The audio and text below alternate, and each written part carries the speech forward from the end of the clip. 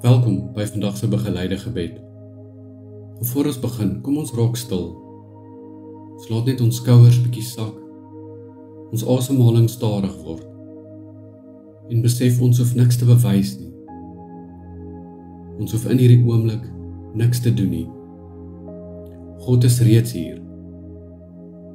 Vader, Seun en Heilige Gees, ons kom nie vandag na U toe deur ons eie krag nie, maar omdat U ons roep. O Heilige Gees, maak ons bewus dat ons nou staan in die teenwoordigheid van die almagtige drie-enige God, omring deur liefde en gedra deur genade. Kom ons luister na hierdie woorde in Matteus 28 vers 19. Gaan dan heen en maak disippels van al die nasies en doop hulle in die naam van die Vader en die Seun en die Heilige Gees. En hoor weer hierdie woorde. In die naam. Dis een naam, een God, maar is drie persone. Hoor dit duidelik.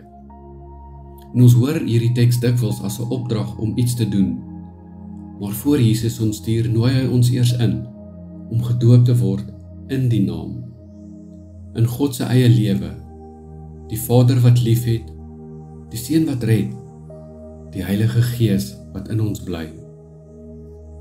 Die Gees se werk is nie om ons harder te laat probeer nie, maar om ons te laat onthou waar jy reeds behoort. Jy leef nie op 'n afstand van God nie, maar ons leef binne in sy liefde.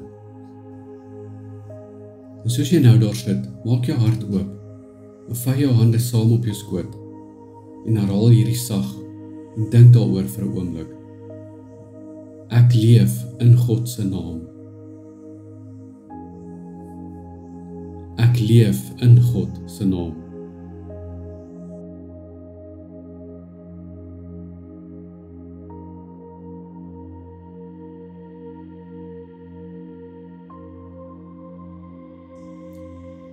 Vader, Seun en Heilige Gees is hier. Moenie probeer voel of verstaan nie, maar laat die Gees self getuig, stil, sag en getrou. Kom ons bid saam. O Hemelse Vader, ons bring onsself en ander nou voor U. Here, ons dink aan mense wat moeg is, mense wat onseker is, mense wat alleen voel. Trek hulle dieper in die Vader se liefde in. Laat Christus se genade hulle dra en laat hulle rus vind, nie net in antwoorde nie. Here, ons kom bid vir ons gemeente, vir ons gesinne. Ons kom bid vir siekes. Ons kom bid vir 'n wêreld wat soek. Leer ons om nie net oor God te praat nie, maar om dit te leef uit die gemeenskap van die drie-enige God. Here, ons kom en ons laat los wat ons nie kan beheer nie. Ons vertrou wat U reeds doen.